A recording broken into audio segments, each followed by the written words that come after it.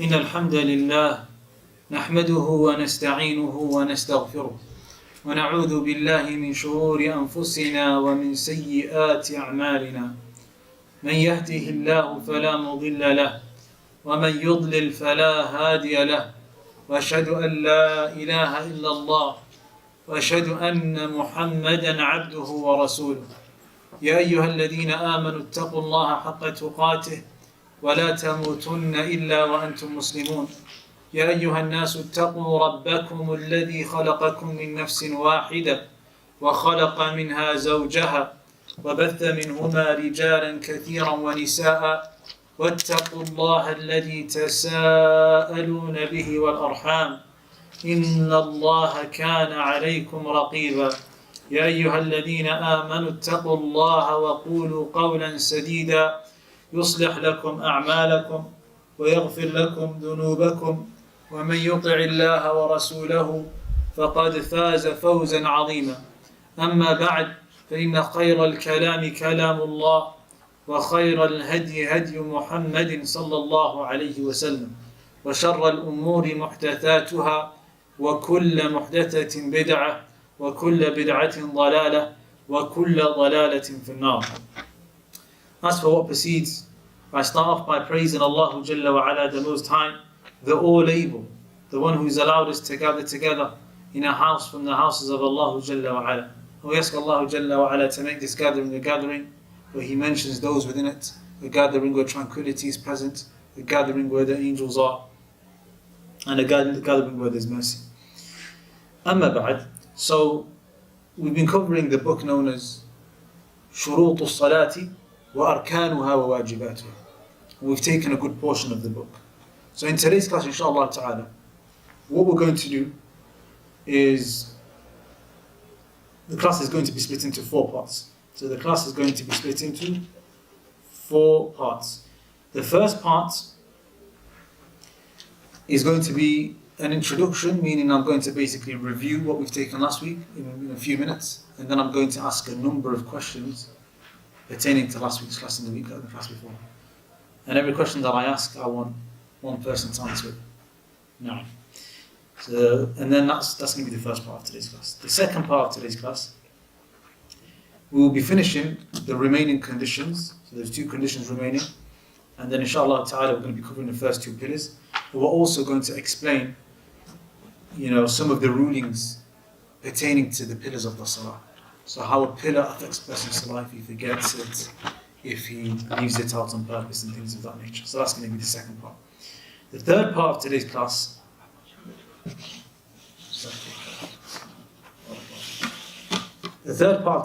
what we're going to be covering is the third pillar of the pillars of the Salah, and we're also going to touch upon Surah Al-Fatiha slightly, which is the third pillar. We might talk about it slightly, give a very, very summarized, brief tafsir of it.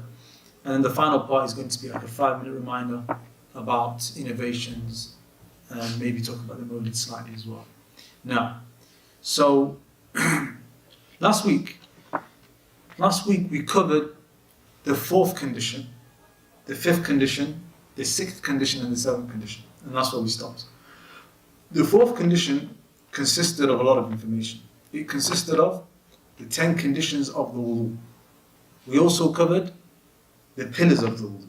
And we also covered the nullifiers of the wudu. And there was something that was wajib, that was considered wajib, that wasn't considered a fard, that we covered as well, which was the tasmiyah, saying Bismillah.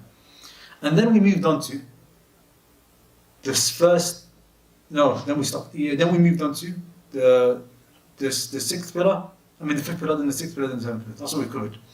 So inshallah ta'ala, I'm going to ask 10 questions regarding last week's class, and feel free to raise your hand if you know the answer. So okay, question number 1 is, what is the author's name of the book? Where was he born, and what year, where was he born, and what year was he born, and what age did he die? So that's quite a few questions, but that's question number 1. So تفضل Abdalla, صح؟ Abdalla. So we'll start with question 1. Question part A. So who's the author? نعم. Tamim al-Mumtaz. What year, where was he born? In Uyayna. Do you know the year that he was born? Mumtaz. And when did he die? 1206. Very good. So he died at the age of 91. Mumtaz. That's the first question. Mumtaz. Like somebody else. Who did the author meet in Dir'iyya that helped his da'wah? Was he called Imam Saud? Or was it a bit different to that? Like, does anybody else want to help out? Mohammed ibn Saud. He's called Mohammed ibn Saud. And if you look even in one of the universities in Saudi, it's called Imam Mohammed ibn Saud, named after him. He was named after him. He's called Mohammed ibn Saud. And I also would mention something about his offspring, that they tend to take up certain positions currently in modern day Saudi Arabia. What position does generally one of his offspring end up taking, generally speaking? Does anybody remember? The Mufti. So the Muftis of Saudi Arabia, generally speaking, they are from the offspring of not Imam Saud, it's the offspring of Mohammed bin Abdalla. The offspring of Mohammed bin Abdalla. So if you look at the current Mufti, his name is called Abdul-Aziz Al-Sheikh. And Al-Sheikh, this terminology is just referring to the family of a Sheikh, which is Muhammad ibn Abdul Wahhab. I said the children or the offspring of Imam Muhammad ibn Saud, they take up a position as well in Saudi Arabia. Does anybody know what positions they usually take now? Not all of them, but some of them. Yeah, they tend to be the leaders of Saudi Arabia. So modern day, for example, King Salman is from the great-great-grandchildren of Imam Muhammad ibn Saud. And likewise, his brothers that came before him, like King Abdalla and so on and so forth. So, based on that bond or that connection that was made between Muhammad ibn Abdul Wahhab and Imam Muhammad ibn Saud, even to modern day Saudi Arabia today is still benefiting from the Tawheed that was established back then. And their offspring. Now, okay, the third question that I'm going to ask is, what is a condition? So we discussed what a condition is. What is a condition? Okay, so somebody not Abdullah. Abdullah, mashallah, he's on point. Somebody else. Condition, something that you have to have before the act. Okay, that is the case, but that's not what a condition is. If someone said to you, explain to me what a condition is. What is a condition? Do you remember? That you have to fulfill. That's not the definition that we've got. Good try. Anybody else? Do you want to have a good one? I was going to say that. Okay, I guess it's going to have to go back to Abdullah then. Fadl. ما يلزم من عدمه عدم ولا يلزم من وجوده وجود العدم. Okay, but in English, inshallah. Well, that which its lack of being there doesn't necessitate it being basically the act that you're doing. Yeah. The fact that the condition is not there, it doesn't mean that the thing that you're doing is also present or not present. Yeah. So in short, what you're trying to say is, I'm sure you understand it, is the absence of a condition causes the absence of the action. So for example, a condition from the conditions of the Salah is the need, the intention, right? If a person doesn't come with the intention of praying the Salah, he just makes the movements. Like let's say there's a young child who doesn't know what's going on, he follows the Salah, he hasn't intended by it to do it for Allah Jalla wa Ala's sake. Is that Salah valid? No, I'm just saying in general, I'm not looking at you. In general, is that Salah valid? He doesn't intend it for Allah. Yeah, he doesn't come with it. It's not valid. So the absence of the condition, which is the intention, causes the absence of the action. When I say the absence of the action, the absence of the validity of the action. That action is not valid due to the fact that the condition is absent. So what Abdullah said was, ما يلزم من عدمه العدم. Its absence, the absence of the condition, it necessitates the absence of the action. What's the action? The salah. What's the condition? The intention. The absence of the intention, it causes the absence of the salah. When I say the absence of the salah, I'm referring to the absence of its validity. ولا يلزم من وجوده الوجود. And its presence doesn't necessitate the presence of the action. So for example, the intention, it might be present. You might intend to pray the salah. That does not mean that the salah has become present or you've prayed the salah. Somebody may make wudu and then not pray. So the condition of the wudu, the condition of purification has been met. But has the action been met? No. So the presence of the condition doesn't mean that the action will be present. But its absence, it causes the absence of the action. Does everybody get that? Now, okay, somebody else explain it then. What did I just say? Or are we just going to move on with only one person understanding? ما يلزم بعدم. So those who know Arabic, I know you know Arabic, right? It's better for you to take it in Arabic because it's easier than me explaining in English. ما يلزم من عدمه يعني من عدم الشرط ما يلزم من عدمه العدم يعني عدم الفعل ولا يلزم من وجوده وجود الفعل. فهمت? That's what it is. Okay, can somebody say that in English now? I know I said it in Arabic. Do you want to go sir? So what necessitates the action, what its absence necessitates? What its absence necessitates the absence of the shurut. Absence of the action. Abdalla, I want you to explain it to everybody because I know you've understood, but I want you to explain it properly. The absence of the shart, it necessitates the absence of the action that you're trying to do. Mashroot. Bang on. So the absence of the action, it necessitates the absence. So the absence of the condition. So let's break it down even easier. Is the niyyah a condition? It's a condition, right? If it's not there, it's absent.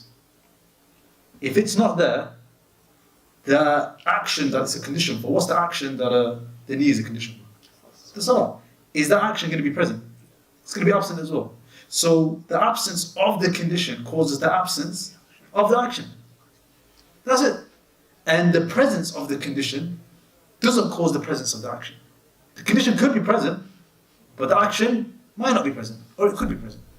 Does that make sense? That's all I'll say. طيب, if people don't understand, I want people to ask. Because we'll just go through a lot of different things that nobody understands. طيب. Okay, moving on, that was a condition. Can somebody mention the 9 conditions of the prayer to me? Without looking. This one's a bit more challenging. 9 conditions of the prayer. Yeah. It's, so the first one's Islam. Okay, I want you to mention 3 instead of all. We've mentioned 3. Islam. Aql. Tamyiz. Okay, before you move on, what is Islam, what is Aql, what is Tamyiz? So the person has to have Islam for the action to be valid. Okay, what? For it to be accepted. No. Tamyiz is for the person to reach an age of decency, like he can differentiate to right and wrong. Aql is the person has to be sane. Has to be sane. Okay. So the opposite of it is majnun. Very good. So you got those 3. Because nobody mentioned the 3. Abdalla. Uplifting of now. Okay, in English, what does that mean in English? Removing Priorities. Very good. And what's the third one? Covering it. Very good. So we've got 6 there. There's 3 remaining. What are the final 3? Fadl. دخول الوقت. Which is in English? The entering of time. Of the salah time? No. دخول الوقت. النية. النية. نعم, that's the final one. And I'm not sure in Arabic word, facing the Qibla. Facing the Qibla, yeah, that's it, very good. So these are the 9. Remember what I said from the first week. Reviewing is very important. Because how many people they go to classes and they don't learn much? Because they go, you live and find some people, they go, let alone classes in the UK. There's people that will go to the classes of the big scholars. And they've been going to them for years. I remember one of my mashayikh, one of the chefs that taught me, he once said to us, there are people that will, Sheikh Fawzan used to be in Riyadh, and that's where we were. So some people go to Sheikh Fawzan, some older people, they've been going to him for a long time. But they are still they're not considered shuyukh or anything like that. And it's because they come to the class, but they're not building a strong foundation in knowledge. So for example, if you want to become a strong student of knowledge, these mukhtasarat, these books that you're studying, you have to know them inside out. If you know these books inside out, all knowledge is going to become a lot easier for you. Once you've built a strong foundation, then you can build upon it. But let's say the foundation is missing. If the foundations are missing, no matter how many lectures that you go to, you will struggle, you won't know where to place that knowledge. The best way to put it is, if you know one book in every science properly, even if it's a foundational book, it's not a high book, Now, whenever you listen to a sheikh speaking or a lecturer talking about a particular issue, you know where to place that knowledge in your mind. Because in your mind now, you've kind of split things. You've got a foundation in Aqidah, so you know, right, he's talking about these Aqidah affairs, I've studied this book in Aqidah, so let's add it to the information that I know. You know where to place it. If he mentions a benefit in Hadith, you know, okay, I know, we've already studied Bayquniya, for example, I know that he's talking about this Rawi and this guy is not thiqa, what does this mean? Okay, I can place it into there. And slowly, your knowledge will keep on increasing. But if you don't have those foundations, it will come, you won't know where to place it, and then what will happen over time is you will just keep on forgetting. So that's why it's important for people to focus on the foundations of the knowledge. Inshallah, I want everybody to revise. Now, so that the volume is not very large downstairs. I mean, the volume, the can't get downstairs, the sisters. okay. Well, I think we need to get the other one. What's the other one called? Yeah, that. The other microphone.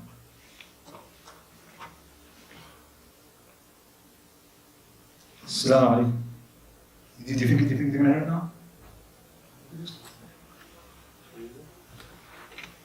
I think last week somebody brought one of those. And then,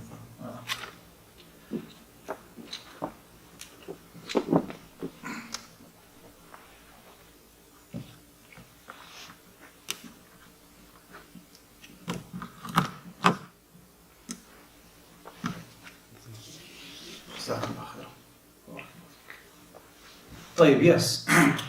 So let's move on to the next question. The next question is, proof that the disbelievers, their salah will not be accepted. What is the proof of that? We covered one of the proofs. Fadl Abdalla.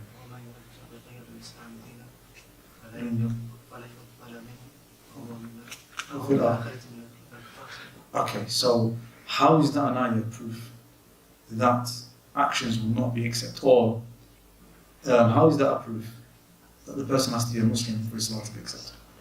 Allah says in the verse, whoever seeks a religion other than Islam, then it's not going to be accepted from them. So any action then is not accepted from the person. From the person now, as long as he sought another religion other than Islam. Very good. That's the evidence. Okay, the next question that I have is, what does hadith mean? What does hadith mean? Because you said the fifth condition from the conditions of the prayer is the uplifting of ritual impurity, which is hadith. What does hadith mean?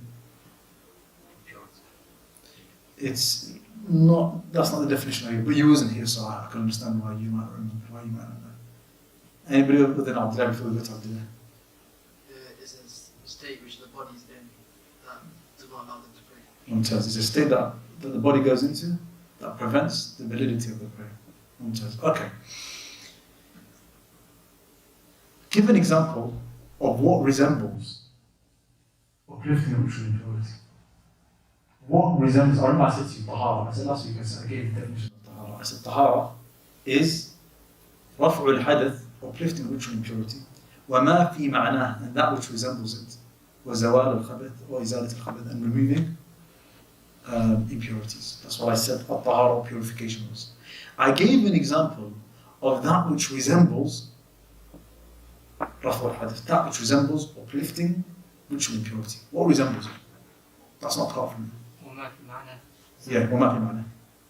Like doing the wudu like 3 times. Mumtaz. So the second time and the third time that you do wudu, you are no longer uplifting the state of al-hadith, because it's only the first time that's enough for you to do that.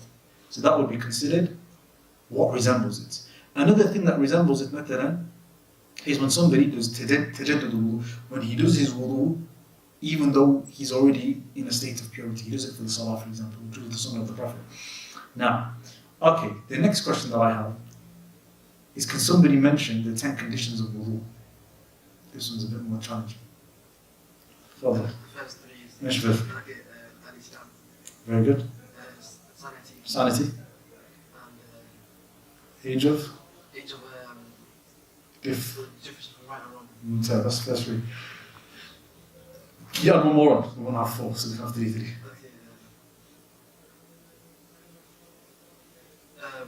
That the water has to be pure. As in, Very good, yeah. The water has to be pure. That's one of the conditions now. That's one of the layers. Okay, if there's 6 remaining, who wants to mention the other 3? Without looking, by the way. Nobody to look. Very smart. ibaha Ibaha what? of the water. Ibaha of the water. No, that is one of the conditions. Can you explain what that means? Meaning that, for example, if you were to steal someone's water, Yep. then that would affect the wudu itself. Very good. That would affect the wudu itself. So this is referring to the issue of doing wudu with water that isn't lawful. And what is considered non-lawful water? Water that you've robbed or you've taken or you've stolen. No.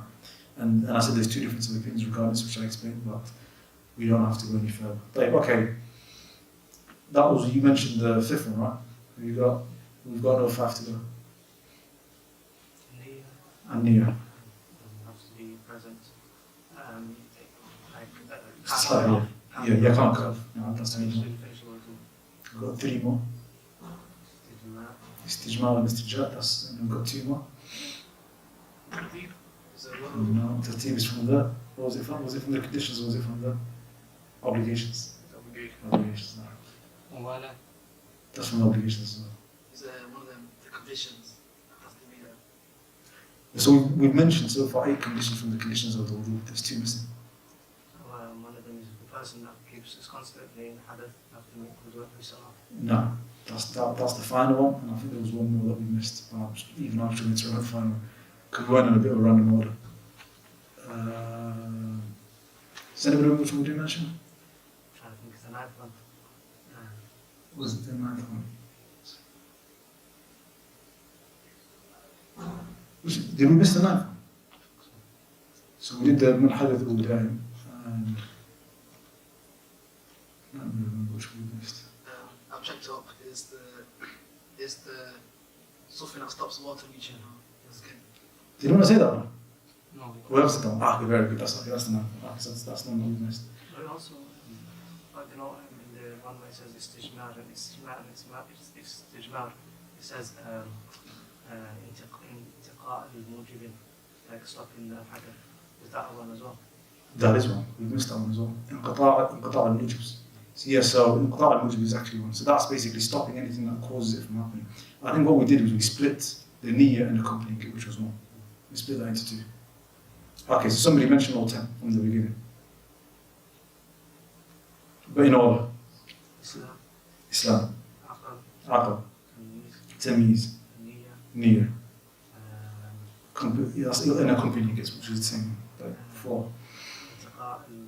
Inqita' al-mujib, which is stopping anything that causes you to fall back into a state of al-hadith. Now, 5.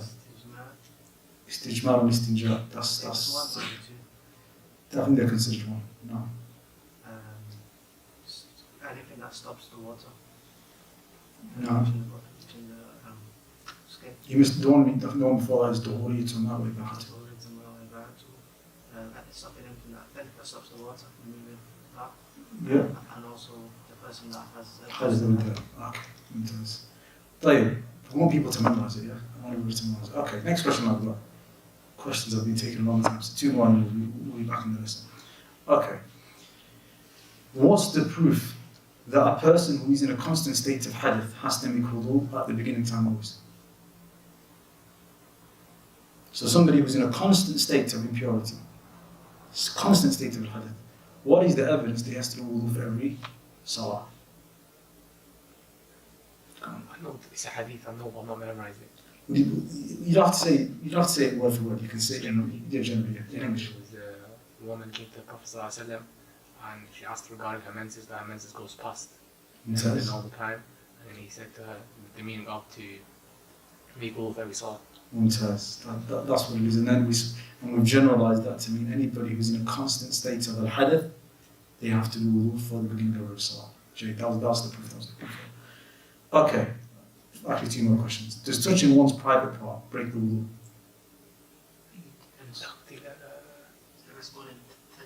Well, what's the opinion that we said is the correct one? So I mentioned the difference of opinion, but then I mentioned what the view of Ibn Uthaymeen on Touch it with shahwa.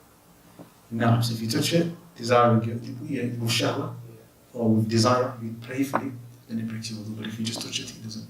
And I mentioned there was 2 hadiths that seem like they contradict, but they don't contradict because you can bring it together. One was the Prophet ﷺ said, whoever touches his private parts, then let him make wudu. The other one was where he said, إِنَّمَا هُوَ it's just a part of you. When somebody asked him. So these two hadiths, it seems like they contradict, but the way to bring them together is what? By saying if somebody who touches it with desiring himself. Now, طيب, final question. What time does Dhuhr start and end? Dhuhr starts just before the sun passes its zen. What, after it passes it? Yeah. After it passes the middle of the night. Yeah. And it ends when the shadow reaches the length of the object. Of the object, yeah, no. Of the object, and maybe you could add on the little part that would have been there at midday. Jane. Okay, so obviously these questions, mashallah, what we've learned today is the importance of reviewing. So let's review, inshallah ta'ala, for next lesson. So if I ask questions, everybody knows. Now, طيب, what could I start today's class? طيب بسم الله الرحمن الرحيم الحمد لله رب العالمين وصلي وسلم على المبعوث رحمة للعالمين نبينا محمد وعلى آله وصحبه أجمعين. We're on the 8th condition, which is استقبال القبلة. We're on the استقبال القبلة. 1 second, my PDF's gone.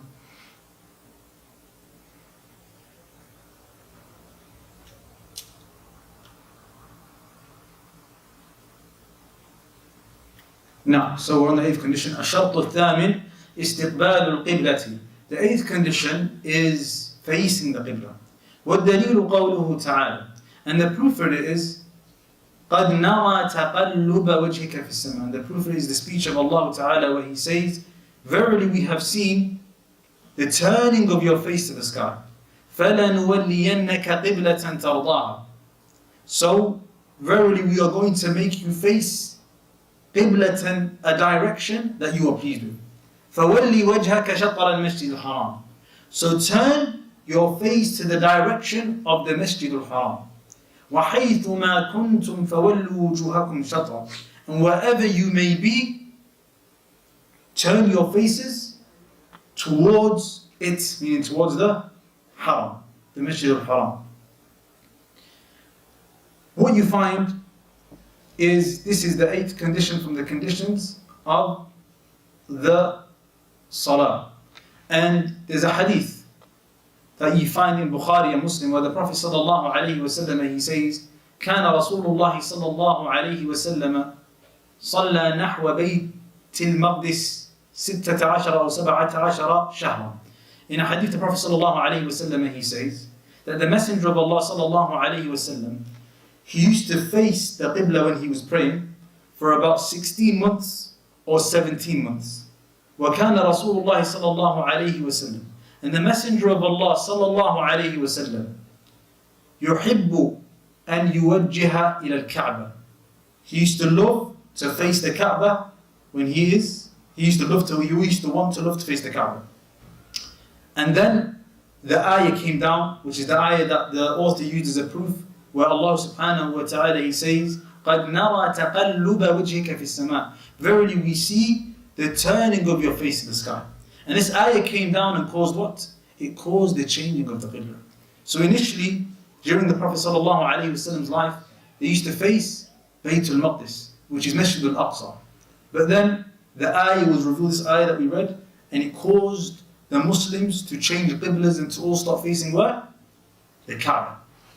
A person is commanded to strive to follow the Qibla to their best of their ability. This is the first point regarding the 8th condition. When you go to a place and you don't know where the Qibla is, it is upon you to strive to know where the Qibla is. It is not enough for you to say, I don't know where the Qibla is and I'm just going to pray to any direction. You have to make an effort to know exactly where you're facing. It might be a struggle, but you have to strive. If there are people that live near where you are, you go and ask them if there's Muslims. If there's a mosque that isn't far by, you go to the mosque and you check how that mosque has been built and where it's facing. If a person does this, let's say he strives and he does what he can to try and face the Qibla, but then makes a mistake and finds out later on that he was facing the wrong way, his salahs are valid. He doesn't need to redo those salahs because he has done that which was in his capabilities. And Allah Jalla wa Ala, He says, فَاتَّقُوا اللَّهَ مَا اسْتَطَعْتُمْ. Fear Allah to the best of your capabilities. Fear Allah to the best of your capabilities. Of what you're capable of doing. However, if somebody doesn't come with the means and doesn't strive to figure out and find out which way the qibla is, or he does it but not to the degree that he needs to do, then his salah is invalid and he needs to redo the salah. So let's say he could have found out which way the qibla was, but he only asked one person and he didn't put in much effort and he prayed in the wrong direction. That salah will be invalid. If he finds out later, he needs to re-pray it again. Does that make sense? So that's the first point. The second, even the person that's wrong, if they find out before the next salah comes in, should they repeat their prayer? no, because they've done what was obligatory for them to do. And that salah, they've done what they could do for that salah, so they don't need to re-pray it. They don't need to re-pray the salah. Now, the second point that I want to mention regarding the eighth condition is if you are near the Kaaba and you can actually see the Kaaba, it is a must that you actually face the Kaaba when you pray. But however, if you can't see the Kaaba and you are far away from the Kaaba, what's obligatory upon you is to just face the direction. If you are slightly off, it doesn't matter. The goal is to face the direction. So for example, this masjid, the qibla is this way, right? But if we had a line going straight from here, it probably wouldn't touch the Kaaba. It might be a degree off. It might be 0.5 of a degree off because it's so far away, right? So the aim isn't for you to face it 100%. You just have to face the direction. And that's what's required. That the person, he faces the direction. The third point that I want to mention regarding this is there are people, or there are certain scenarios where someone does not have to face the qibla in prayer. One of them is the person who's on a riding beast who's praying a sunnah prayer. A person who's on a riding beast and he's praying a sunnah prayer. The Prophet ﷺ, there's a hadith that shows that he was on a riding beast and the riding beast would turn away from the qibla.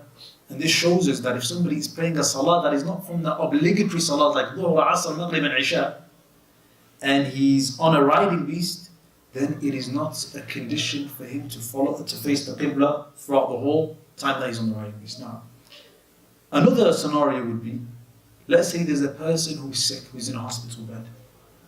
He's not capable of facing the qibla. Or he might be capable of facing the qibla if somebody helps him. And he fears that the time of salah is going to come to an end, even though he's not facing the qibla. So then in those scenarios, what does he do? He faces the qibla. Another example of a person that doesn't need to face the qibla is, let's say somebody, he has been held hostage and he's tied down and he doesn't know which way the qibla is. In this scenario as well, the person does not need to face the qibla. Now, so these are the points regarding the eighth condition. No, presume that modern day technology have different directions. No. What's the direction from the UK? So generally speaking, it is in between southeast and south. In between southeast and south. I can't remember exactly which one it's closer to, but from where we are in the UK, it's going to be, I think it's closer to the southeast, but it's in between southeast and south.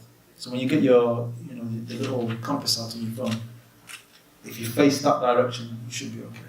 Now, and I think today we don't really have much of an excuse. People can get the compasses out and they can figure it out very easy. Problem. Also, if somebody was praying in the wrong direction, No. Sometimes you get people coming in and saying, "No, it's the wrong direction." Should that person turn around, even if it's like a 180-degree turn?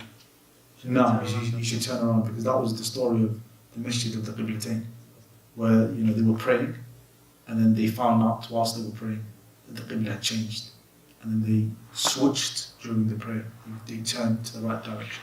So if somebody finds out during the prayer, if you're praying right now this way, and you find out during the prayer that the Qibla is that way, you turn. No. طيب. Okay. الشرط التاسع, the ninth condition, النية. It is the intention. ومحلها القلب, and its placing is the heart. والتلفظ بها بدعة, and saying it or announcing it is an innovation.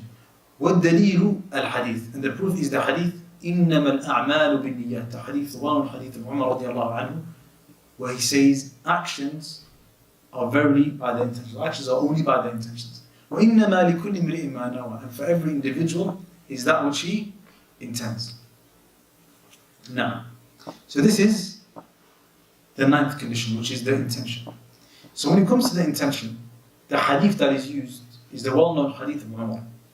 It seems like the beginning part of the hadith that it repeats itself, but this is not the case.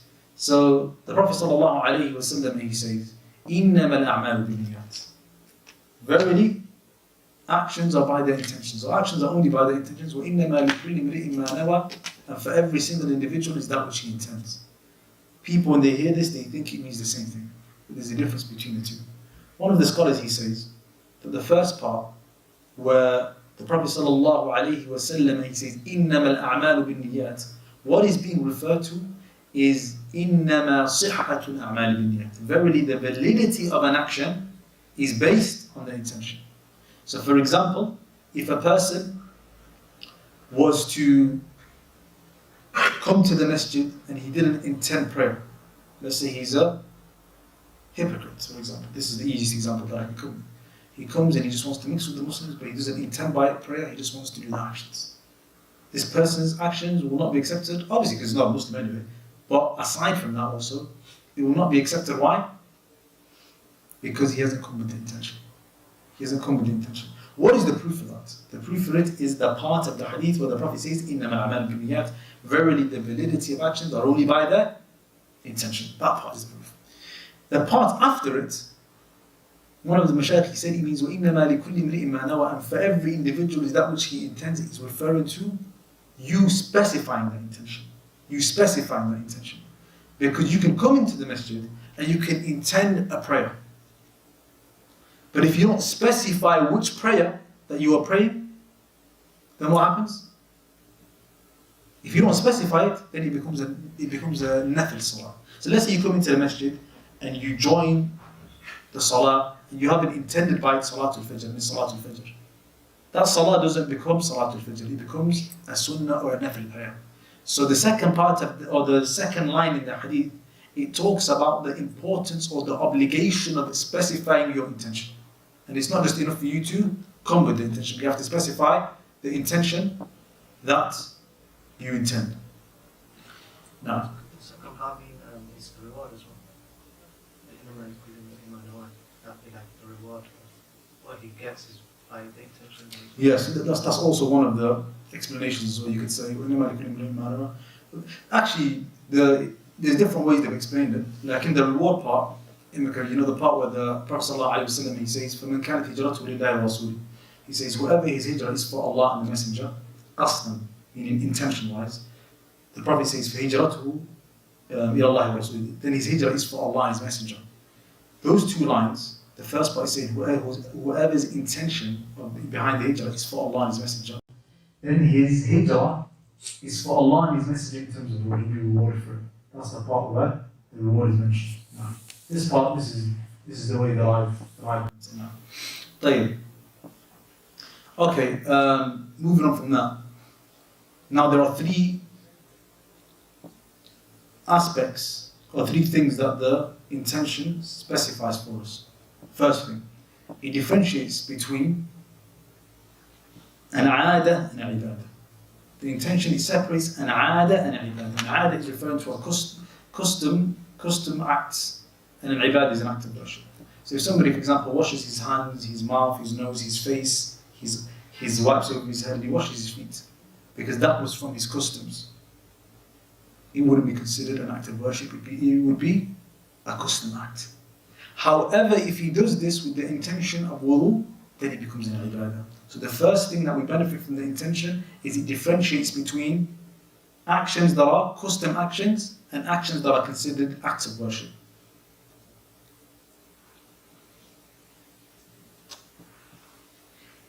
The second thing that the niyyah or the intention differentiates between is the different types of ibadahs.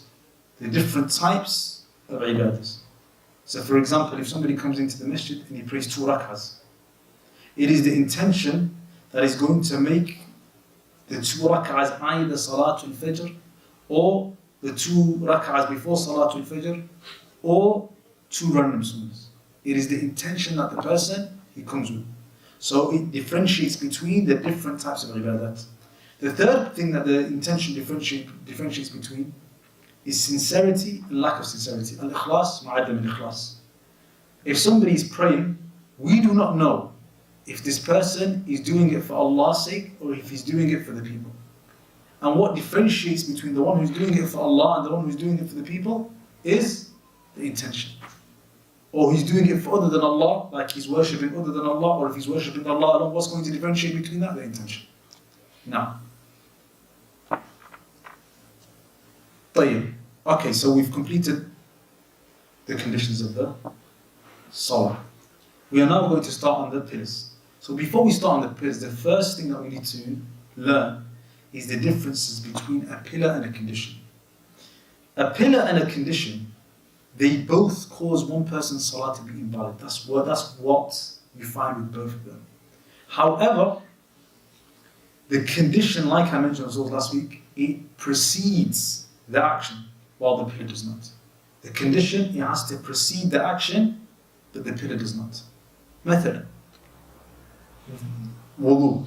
We know that purifying yourself and doing wudu is a condition from the conditions of the Salah. Does that happen before the Salah or does it happen during the Salah?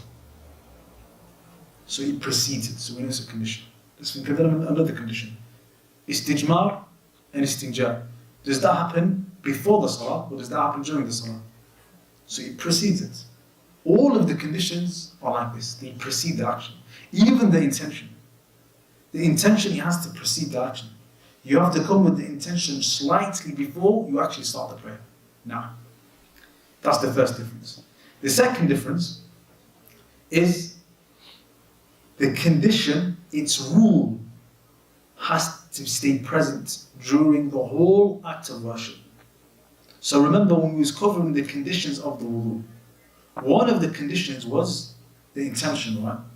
And then he said, وَاسْتِصْحَابُ حُكْمِهَا, and also accompanying its ruling. Also accompanying its ruling. Meaning that a person doesn't change his intention while he's in the prayer. So let's say somebody's praying the Salah and he's praying it with the intention to please Allah Jalla wa Ala, but then he changes his intention during the Salah and he says, I'm going to break the Salah and I'm going to end it there. This person hasn't accompanied the ruling of the intention throughout the whole prayer because he changed it during the Salah. For all the conditions, its ruling has to be present during the whole action. So for example, the wudu. If a person during the Salah, he breaks his wudu, the ruling of purification has ended and his Salah is no longer valid. Another example would be Islam. If a person leaves the fold of Islam halfway through the prayer, is his prayer correct or incorrect? It is invalid. Why is it invalid? Because we say that the condition wasn't present during the duration of the action. Now, and that's the same with all the other conditions. All of the other conditions now. So they're the two main differences. So as I said, we've got those two main differences now. طيب. Now, before we move on, we're going to be discussing some of the rulings pertaining to pillars. First of all, what is a pillar? A pillar is a part of the action. It's a part of the essence of the action. So مثلا, it's a juz min mahiyati al-ibadah. It's a part of it. It's a part of its essence. So if you look at it, an example of a pillar would be the standing. Standing is a part of the prayer, right? So the pillars are part of the prayer, and it's a part of the essence of the prayer. It's part of what a prayer is considered now. So what we're going to be discussing regarding the pillars before we move on to the pillars is what happens if a person leaves off a pillar. What is the ruling for someone who leaves off a pillar? What does he have to do? And just before we get into that, you should all know by now, but what happens if somebody leaves off a condition from the conditions of the Salah? Is it Salah? Does he have to repeat it? What should he do? Let's say the person is praying and halfway through the prayer he realizes that he doesn't have wudu. Can he carry on with the Salah? What about if he realizes after the Salah is finished? Yes. He has to repeat it because the condition was missing. We only mentioned one condition whereby if the Salah is completed and the person didn't have that condition, or he didn't come with that condition, the Salah would still be correct. Which one was that? The removal of impurities on a person's garments. And we said there was a hadith of the Prophet ﷺ where he was praying and then he removed his shoes during the prayer while he was leading the people in prayer. And then the Sahaba, they came to the Prophet ﷺ and they said to him, what made you do this? And he said, Jibreel alayhi salam, he came to me during the prayer and he told me that there was impurities on the shoes or the sandals or whatever I was wearing in my foot. Now, so the conditions, it's very simple. If the person doesn't come with the condition, the salah is invalid except for the scenario that we've mentioned. The pillars, on the other hand, it is not as simple as that. Step one, if a person, if he leaves off a pillar from the pillars of the prayer intentionally, his salah is invalid. If he leaves off a pillar from the pillars of the salah intentionally, his salah is invalid.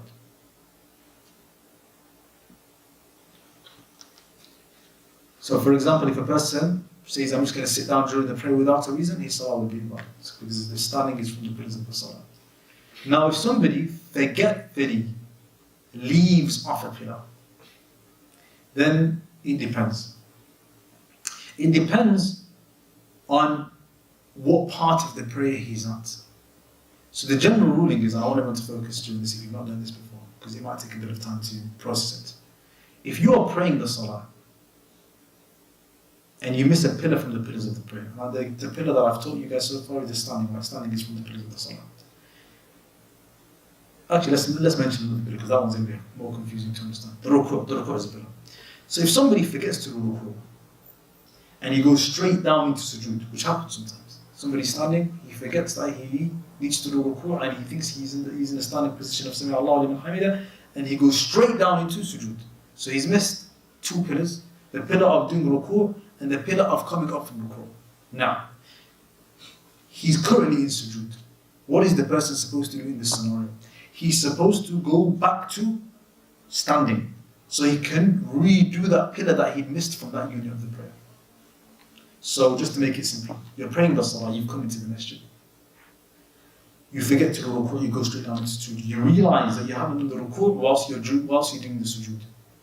You are now supposed to get up from the sujood and go back to the standing position so that you can do that pillar that you missed, which was the ruku', and carry on from there. Is that clear? Even if the person gets to the second rak'ah and he's now standing for the second rak'ah and he realizes when he's in the second rak'ah that in the first rak'ah when he was doing the ruku', in the first rak'ah when he was supposed to do the ruku', he missed it. He has to now do the same thing and go into ruku' again and repeat the rak'ah from there. So basically, redo the pillars that you missed by starting at the pillar that came before that pillar. Is everybody with me? No. So what if does it have to be before he gets back to that pillar? That's what I'm going to get to right now. I'm going to get to that right now. So has everybody got that so far? So if you miss a pillar, what do? You go back to the step before missing that pillar and you redo that pillar and the pillars that come after it. So What if you do the third rak'ah? we're going to get to that right now. So that is if you haven't reached that same pillar in the next rak'ah. If you reach that same pillar in the next rak'ah, then that first rak'ah or the rak'ah becomes batil, it becomes invalid. And you make your first rak'ah the rak'ah that you're on. So, I'll give you guys a scenario. Somebody comes into the masjid. He's praying Salatul Dhuhr. He prays, he forgets to do the ruku', he goes straight into sujood. Whilst he's in sujood, he remembers he hasn't done ruku'. Now he has to get back up to the standing position, say Allahu Akbar and do the ruku' and carry on from there. However, if that person doesn't do the ruku' in the first rak'ah, reaches the second rak'ah, and then reaches the ruku' of the second rak'ah, and then realizes, in the first rak'ah I didn't do the ruku'. His first rak'ah now becomes invalid, and the rak'ah that he's on becomes the first rak'ah of his salah. And this is with all the pillars. Another pillar from the pillars of the prayer, for example, is the sujood. If somebody forgets to do one of the sujoods, so let's say he forgets to do the second sujood in the first rak'ah. So after he does the first sujood, he gets up and he starts the second rak'ah. And he goes to ruku' in the second rak'ah. However, now he's in ruku' in the second rak'ah, he realizes in the first rak'ah, I left off the second sujood. What is he supposed to do? He's supposed to go back to sujood. And then come up from the sujood and do the second sujood, and then carry on from there. Why? Because he hasn't reached that pillar in the following unit of the prayer. He hasn't reached the sujood yet in the second rak'ah. If he had reached the sujood in the second rak'ah, then he would no longer, if he reached the second sujood in the second rak'ah, because that's the one he missed, he would no longer be able to go back to that pillar that he missed. And the first rak'ah will become invalid. Anybody got any questions before we move on? Further. So, for example, the ruku'. So now you went sujood. Yes. So you stand back up. You, do you read the Surah Fatiha or? No, that's already been done. So then you say Allahu Akbar. Yeah, to do the ruku'. To go into ruku', and then you do the ruku', you do Subhana Rabbiyal Azim, and then you stand back up, saying Allah And you carry on. and then you carry on, go to sujood. No. You just carry on like normal. However, you can say something else? Okay, so that means that pillar of the Salah is complete. It's complete now. Because you've gone back to it, you've repeated it, and you've done all the pillars after it in the same order. So it's complete. Does that make sense? Yeah. If you got to the second rak'ah and you reach that same pillar, we said that whole unit of prayer is invalid. Any other questions before we move on? Is that not where it comes to the sujood sahwi? We're going to do that, we're going to get to that now, Or inshallah. is it another way? Okay. The sujood sadwi, you have to do it still. Like, what do you mind getting? We're going to get to that right now. Go on. Is there any position that you get to before you get to the next pillar? You have to go back to the pillar regardless of wherever you are in the Salah. Before you get back to that same pillar again? In the next unit. Yeah, Now. so you remember you have to go back to where you was before. Yeah. No more questions, yeah? Okay, طيب. ومع ذلك لا بد من سجود السهو بعد الصلاة لأنه زاد في الصلاة. And even though the person has gone, let us say for example he forgot the ruku' as we mentioned, and he went to the sujood position, and then he realized that he went back to the ruku' position and done all the pillars after that and carried on with his salah, that is not enough. He has to also perform the sujood sah, which is 2 sujoods at the end of the prayer. And because he's added to the salah, the sujood has to be after the prayer. And this is what you find in the sunnah of the Prophet ﷺ. When something was added onto the salah, the sujood is generally after the salam. So, the example would be, after you did your tahiyyat, you would say, Assalamu alaikum wa rahmatullah, Assalamu alaikum wa rahmatullah, and then you would do a sujood, you do your first sujood, then you'd come up from it, and then you do your second sujood, and then you come up from it, and then you say, Assalamu alaikum wa rahmatullahi wa barakatuh again, and Assalamu alaikum wa rahmatullahi wa barakatuh again. So these 2 sujoods are after the salams. Does that make sense? So that means that if you miss a pillar and you go back and complete that pillar, that's an addition to the Salah. Yeah, because you've done extra things that weren't part of the salah. So it's an addition. Does that make sense? It does.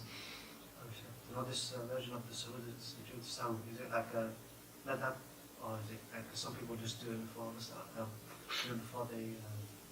they finish the tahiyyat? And then they do it beforehand. Yeah, to just do it. Just Before the salam. And then yeah. Yeah, so there is a difference of opinion on this. The different madhabs, they do all different views. But this opinion is that if you look at, generally speaking, you will find in the Prophet ﷺ, you will find that generally speaking, that's when something was added onto the salah, the sujood sahwi was usually after the salam. And this is where Shaykh Ibn Uthaymin, rahimahullah, he got this ruling from. No. But there's a strong difference of opinion between when you do sujood sahwi in general, when mistakes happen within the prayer. طيب. Okay, so we've got that. Okay, the next scenario is, what if a person doubts that he's done the pillar or not? So he's not sure, but he's in doubt. So if a person's in doubt, it could be the case that he's a person who's extremely doubtful. Some people, they have waswas and they doubt a lot. So you find some people when they're doing the wudu, they'll do it so many times, and his wudu period, him doing wudu might take about 15 minutes, just because of the amount of times he will repeat himself for 10 minutes, or even 8 minutes, which is quite a long time to do wudu. And this is due to somebody having excessive waswas, whispering and doubt, and a lot of doubtfulness. If a person has waswas and doubtfulness, if he doubts something in the prayer, he ignores it. He's not even supposed to act upon it, even if he's leaning towards the fact that he missed it. Because this all it's going to do is going to increase his doubt, and it can lead to mental health issues. Because you find some people, they're saying, oh, I didn't do wudu properly, I forgot to wash my feet, and they're washing themselves like 50 times, 100 times, and you can lead to like, OCD. So if a person, and this is a very important principle for people that have waswas, if you are in doubt regarding your salah and things like that, and you're not sure, ignore it. But this is not for the general person, this person who has excessive doubts. If a person strongly thinks that he has done the action, the pillar, but then at the same time there is a little bit of doubt in his head. I'm not 100% sure, I'm 80 to 90% sure that I did the pillar, but I'm not 100% sure. This is ghalabatullah. This is where the person, he's leaning towards the fact that he's done it, but he's not sure. In this scenario, the person, it's as if he's done it because he has to go with his ghalabatullah, what he's leaning towards. However, if the person is in proper doubt and he doesn't know if he's done it, he doesn't know if he has done it, and they're both quite similar. The fact that he did it or he didn't do it. The scholars, they say, Man nasiya ruknan fakatarkihi. Whoever forgets to do a pillar, it's as if he's left it. It is as if he's left it. Because the asl, or the origin, or the foundation is that you haven't done anything. The asl, or the origin, would be that you didn't commit the action. So it's as if the person hasn't done it if he forgets it. So he has to do what the person would do if he forgot to do a pillar. So just to give you a quick example, if someone is praying, he is unsure if he did the ruku' or not, and he's in the sujood position. What does he do? He comes back up and he does the ruku' and he does all the pillars after that. And he does the two sujood at the end of the salah. Now, because he's in doubt, which is similar to somebody who's forgotten it. Okay, one final point that I want to add on. If somebody is not doubtful about missing a pillar until he finishes the salah, so he says, Assalamu alaikum wa rahmatullah, Assalamu alaikum wa rahmatullah, he says, SubhanAllah. In the second rak'ah, I'm not too sure if I did the ruku' or not. I don't know. In this scenario, he ignores it. Because there's a principle in the religion which is after you complete an act of worship, even if you are doubtful, it's ignored. Any act of worship, if you complete it and doubt comes to you after it, it is ignored. Now, so has everyone got that down? After the salah, sometimes when you're doubtful, or let's say you have a strong doubt, is there any difference if you have a strong doubt after the salah? So if you're sure, obviously there's a difference. And if it's like something that you're very strongly leaning towards, then it's different. We're talking about if it's a doubt, like you're a bit unsure, I don't know, did I do it, did I not? 50-50, that's what we're referring to. So if you're sure, and you finish the salah now, how should you make up that rak'ah or that pillar? So say for example it was... you wouldn't be able to make it up. You have to do the whole thing. Your salah's invalid at that point, yeah. No. Because you missed the pillar from the pillars of prayer. And in the pillars, remember, one of the differences between pillars and obligations, which we're going to get to, is a pillar, forgetting it is not forgiven. If you forget the pillar, that salah will be invalid if you don't come back and do it. But for the obligations, it's not the same. Is there like some sort of opinion or proof that you could just make one rak'ah? Like for example, I've seen people do that. So they finish the salah, somebody might say, oh, you didn't do something. And then they'll just stand up and then do that one action. Well, there are scenarios. For example, there's scenarios whereby... there are scenarios, for example, like... the Prophet ﷺ, he was praying, I think it was Salatul Dhuhr. I can't remember one salah, 4 rak'ah salah. He prayed 2 rak'ahs, and I think he finished, I think he gave it to single time. And then one of the Sahabas, he said, has the salah changed? And then he said no. And he basically forgot that he didn't complete the salah in the right way, and then they got up and they finished off from where they left off. No. So someone would not be able to do that. That's what I was thinking. So like, he missed 2 rak'ahs. So then he stood up and just... You come first that? Yeah, I think so. I couldn't remember, but yeah. So then he made up 2 rak'ahs. So because he didn't do the whole salah again, so is it enough to make up like the rak'ah that he missed? So the rak'ah is invalid, not the whole salah. Understand? So say for example, I played Dhuhr, I missed one whole rak'ah. Yeah. So then somebody said, oh, you missed a rak'ah. So I stand up and make one more rak'ah. So it's 4 now. Or do I have to start again 3-4 rak'at from the beginning. So in the scenario that I've mentioned, Same, yeah. obviously in that scenario, when somebody gets up, they can carry on. Like I've not come across a scenario where somebody, for example, he misses the Fatiha or he does this, where it'd be the same. Like what I'll do, because I've never come across anywhere where it says that you can do the same thing for scenarios where you miss the pillar. But let me do some further research, inshallah, and I'll get back to you and I'll make a note of it as well. It's the same what you said for the Prophet, the 2 rak'at, because he missed 1 rak'at. When he realized before, when he says Salaam alaikum, then you stand up and do the rak'at. Oh, the rak'ah, yeah, the rak'ah. But then the rak'ah is the same, but he's talking about missing a pillar. So if we're getting to the Fatiha, that's the difference. If you miss 1 rak'ah, or if you miss 2 rak'ahs or 3 rak'ahs, it's the same. Yeah.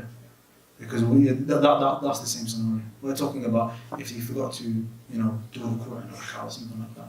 But also, Sheikh, we saw some people forget like sujood or ruku', and then when the salah is finished, they do only sujood the sahwi without bringing that sujood and back. No. We have seen it a lot. It's because they don't know. That's the problem. So I remember even there was a time when I was praying in a big masjid. He was in Saudi Arabia. And then the masjids, they're very long this way. So the person who's praying on the corner, like, the last part of the line, he doesn't see the imam. Just like the sisters wouldn't see the imam if they're praying downstairs. So what happened was, I think the imam, he read a surah where there was a sajda in it. There was sujood in it. So for example, like the end of Surah Al-Iqra, he read one of those surahs, I can't remember which surah he read. And then he went into the sujood. No, he didn't go into the sujood. He went into ruku'. And then what happened to the people that were praying far away from the imam is they went into the sujood because they thought that he would have done the sujood. And then once they heard the imam saying Sami Allahu liman hamida while they were in sujood, they realized that they didn't do the ruku'. So they got up, and then after the salah finished, people got confused. So they didn't know what to do. And then one brother stood up and he said, if you went down and you did sujood, get up and add a rak'ah to your salah because you haven't completed your salah. And that's how they completed it.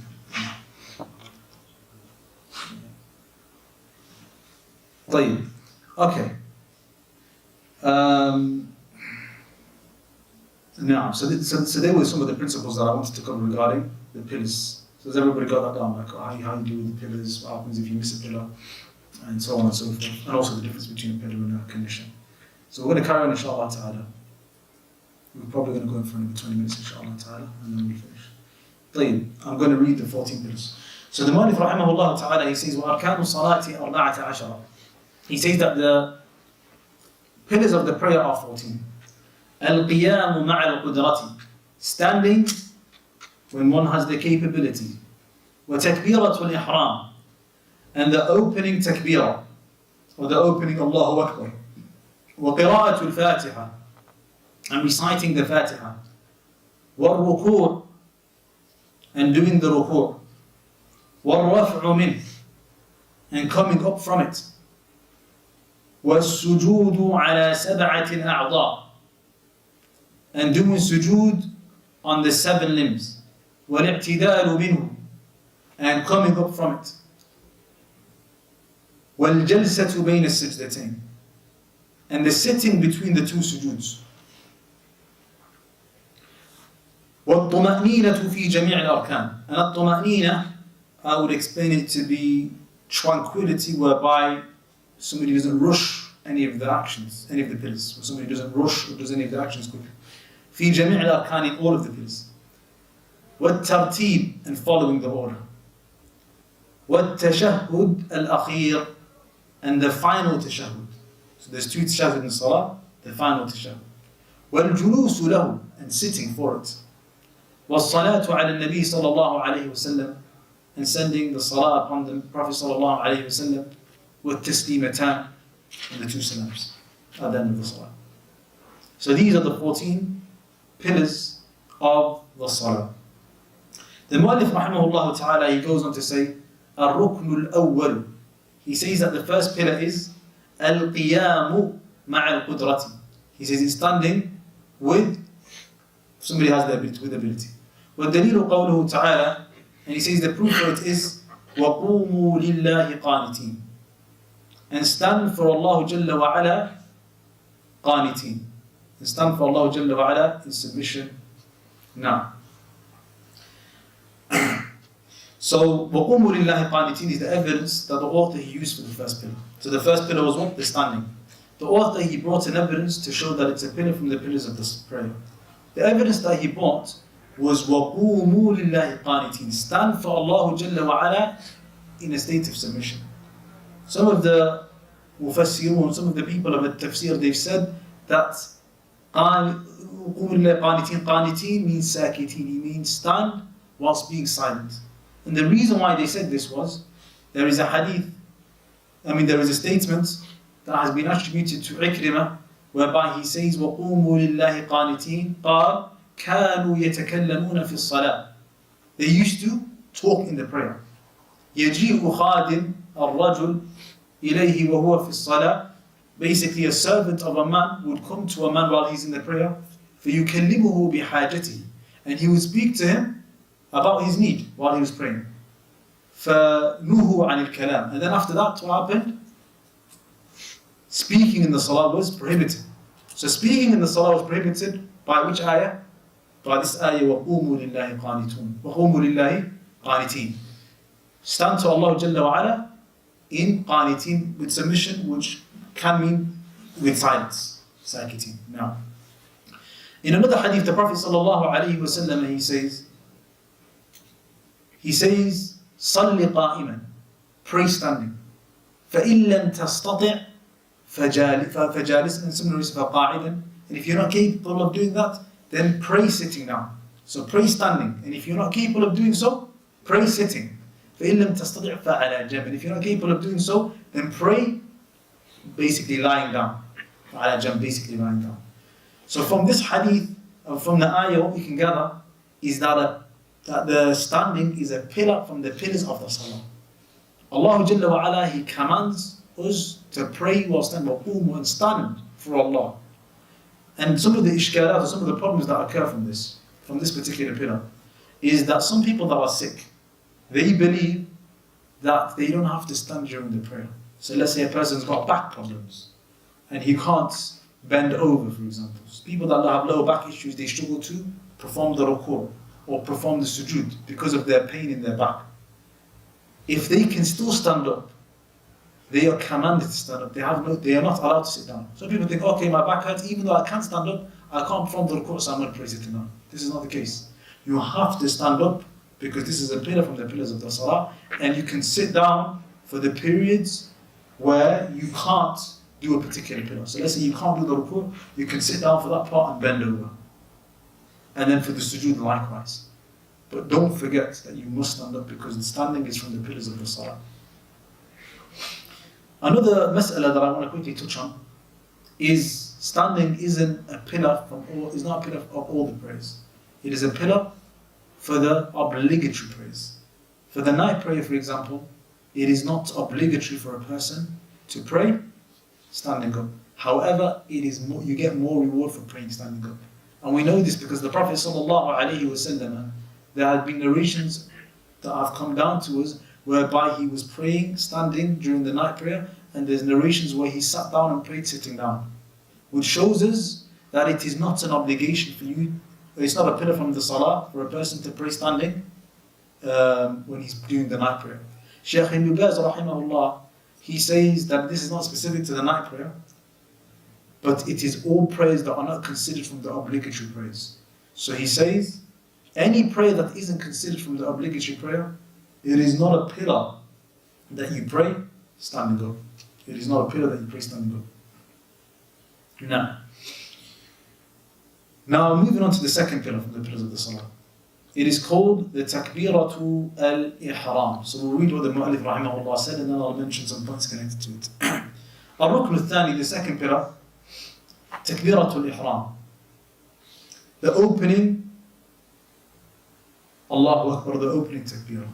وَالدَّلِيلُ الْحَدِيث. And the proof of this is the hadith, where the Prophet sallallahu alayhi wa sallam, he says, تَحْرِيمُهَا التَّكْبِيرُ. He says, تَحْرِيمُهَا, its opening is the takbir. He's saying Allahu Akbar. وَتَحْلِيلُهَا, and what is he referring to? Its opening, the salah's opening, is the takbir. وتحليلها التسليم, and its closing is the taslim when somebody says Assalamu alaikum wa rahmatullah, Assalamu alaikum wa rahmatullah. وبعدها الاستفتاح. And after the takbiratul ihram, there is a dua that is said, which is known as the dua al-istiftah, is the opening dua. And he says, وَهُوَ سُنَّةٌ, and it is a sunnah. قول is the speech, سبحانك اللهم وبحمدك. سبحانك اللهم وبحمدك وتبارك اسمك وتعالى جدك ولا إله غيرك. This is the dua al-istiftah, it is a sunnah. And people that don't usually do it, they need to learn to actually do it. This isn't the only one that has been narrated. There's other ones. اللهم باعد بيني وبين خطاياي كما باعدت بين المشرق والمغرب. There's, and it goes on. But then this is the shortest one. So it's very short and very concise. And for those who don't know it, they should memorize it in its Arabic form. The author then clarifies what it means. He says, وَمَعْنَا سُبْحَانَكَ اللَّهُمَّ. He said the meaning of سُبْحَانَكَ اللَّهُمَّ is أي أنزهك التنزيه اللائق بجلالك يا الله. I negate from you all imperfections, a negation that يليق would they say اللائق بجلالك, that befits your majesty, O Allah Jalla wa Ala. So what does it mean? He says that you are freeing Allah and you're negating from Allah all different imperfections, all imperfections. A negation that befits Allah Jalla wa Ala's majesty. A negation that befits Allah Jalla wa Ala's majesty. This is what Subhanak Allahumma means. And Allahumma, in general, when you come across Allahumma in du'as for that, all it really means in Arabic is Ya Allah. There is no difference between Ya Allah and Allahumma. Ya Allah in English it means Oh Allah. So whenever you hear a dua, Allahumma inni a'udhu bika min al-khubuthi wal khaba'ith, that all it means is Ya Allah inni a'udhu bika min al-khubuthi wal khaba'ith. Oh Allah. Now, so the author then moves on to saying wa bihamdik. What does wa bihamdik mean in the dua istiftah? It means thana'an alayk. It means whilst praising you. So you negate from Allah Jalla wa Ala all imperfections whilst praising Him. وَتَبَارَكَ اسْمُكَ أي البركة تنال من عندك. وَتَبَارَكَ اسْمُكَ means that barakah and blessings are attained بذكرك, by your mentioning. وَتَعَالَى جَدُّكَ ارتفع قدرك وعظم شأنك. And ta'ala jadduka is, what it means is glorified is your عظمة, glorified is your greatness. And it can also mean glorified is مثلا your self-sufficiency. Because the scholars, they say jadduka over here. It's an Arabic word. Jadduka. Some people get confused and say, ta'ala jadduk. How can we say that about Allah Jalla wa Ala? Jadd in the Arabic language, it usually means grandfather. So some people they think, well, how can Allah have a grandfather? When Allah subhanahu wa ta'ala says about himself, lam yalid wa lam yulad. He didn't give birth nor was he born. So he doesn't have, Allah subhanahu wa ta'ala doesn't have a grandfather. But what it means over here, as the scholars they say, is عظمته, his greatness. جدك بمعنى عظمته, his greatness. Or غناه, or his self-sufficiency. Now, and then the Mu'allif rahimahullah ta'ala, he moves on to saying, وَلَا إِلَهَ غَيْرُكَ, and there is no God worthy of worship except for you. أي لا معبود في الأرض ولا في السماء بحق, meaning that there is no one worshipped on earth or in the sky بحق, with truth, سواك, other than you, O Allah. And then he moves on to say, نعوذ بالله من الشيطان الرجيم, because after you do the dua al-istiftah, what are you supposed to say after that? You are supposed to say, أعوذ بالله من الشيطان الرجيم. And he explains what أعوذ بالله من الشيطان الرجيم means. He says, أعوذ بالله, he's giving the meaning of أعوذ. He says, أعوذ بمعنى ألوذ وألتجئ وأعتصم بك. ألوذ is usually used when you're seeking something good from Allah. It is usually used when you're seeking something khayr from Allah Jalla wa Ala. وألتجئ is when you are seeking refuge. وأعتصم means when you're seeking protection. So أعوذ is that you seek goodness, protection and refuge from Allah Jalla wa Ala. From who? From the shaitan. So that's what it means. من الشيطان الرجيم, from the shaitan الرجيم. And al-rajim, shaitan al-rajim, is referring to al-matrud al-mub'ad an rahmatillah. It's referring to the shaitan that has been made distant and has been banished from the mercy of Allah Jalla wa Ala. لا يضرني في ديني ولا في دنياي. He doesn't harm me in my deen and nor in my dunya or my worldly affairs, my religion or my worldly affairs. That is what the author he mentioned regarding the second pillar. The second pillar, like we said, is the takbiratul ihram. Why is it called takbiratul al-ihram? Because there are two types of takbirah. Takbirah is referring to the Allahu Akbars in the salah. There are the takbirat al-intiqal. There are the Allahu Akbars of movements. All the other Allahu Akbars in the prayers are considered from the takbirat al-intiqal. The takbiratul ihram is called takbiratul ihram, and we translated that to mean the opening takbirah, right? But in Arabic, what it would translate to is the takbirah that makes things haram for you. The Allahu Akbar that makes things haram for you. What does it make haram for you? When you say Allahu Akbar and you enter into the prayer, speech becomes haram for you. Eating becomes haram for you. A lot of things that were halal, they become haram for you. That's why it's called the takbiratu al-ihram. If you also look at, for example, when somebody's performing Umrah, what does he wear? It's called the ihram, right? Because he enters into the state of al-ihram, right? And al-ihram is a state where a lot of things that were halal for you have become haram for you. And this is the same thing over here. In the hadith that was mentioned in the second pillar, the Prophet ﷺ, what did he say? He says, تحريمها التكبير. He says, تحريمها التكبير.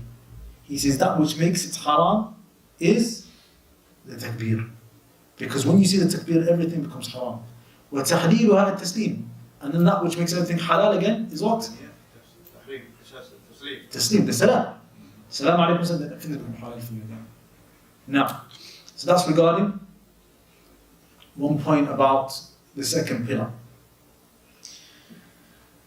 We're going to move on to the third pillar, inshallah ta'ala, which is what we're going to end with. And this pillar, I'm going to mainly just read it because the Shaykh's mentioned a lot of things. The third pillar is the قراءة الفاتحة. وقراءة الفاتحة ركن في كل ركعة كما في الحديث. The recitation of Surah Al-Fatiha is a pillar in every single unit. كما في الحديث, just like mentioned in the hadith. لا صلاة لمن لم يقرأ بفاتحة الكتاب.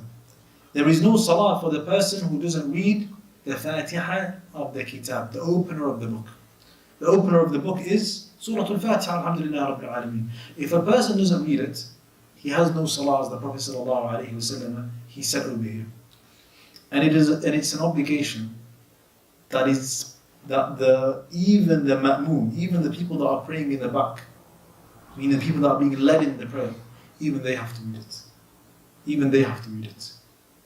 However, it's a pillar for the imam, it is a pillar for the person who is leading the prayer, and it's not a pillar for the people that are being led. And this is one of the opinions of Shaykh Al-Baz holds his views. And the reasoning for this is because there's a hadith where one of the Sahaba radiallahu anhu, he came into the masjid and he ran and he kind of like went down into the ruku' position, and then he kind of walked his way into the prayer, kind of while he was in that position.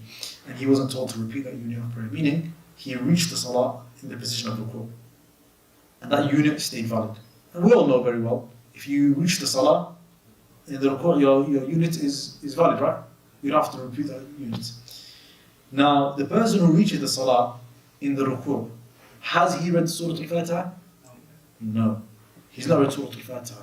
If it was a pillar from the pillars of the prayer for the person who is being led, then he would have to repeat that rak'ah. Does that make sense? Because the pillar, what did we say?